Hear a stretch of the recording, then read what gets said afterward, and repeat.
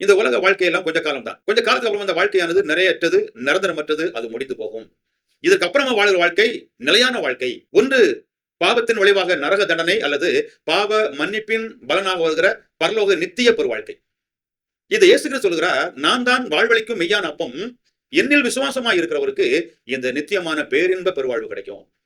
அதை மனிதருக்கு கொடுப்பதற்காக அவர் மிகப்பெரிய கிரயத்தை செலுத்தினார், மிகப்பெரிய செயலை செய்து முடித்தார். என்னவென்று கேட்டால், மனுமக்களுடைய பாவங்களுக்காக அந்த பாவத்தினுடைய எல்லா விதமான தண்டனைகளையும் தனது பேரிலே அவர் ஏற்றுக்கொண்டார். சிலுவை மரத்திலே அந்த பாவங்களை போக்குவதற்காக தன்னை பலியாய் கொடுத்தார். ரத்தத்தை சிந்தி மரித்தவர், அடக்கம் பண்ணப்பட்டவர், மறுபடியும் உயிர் தெழுந்தார்.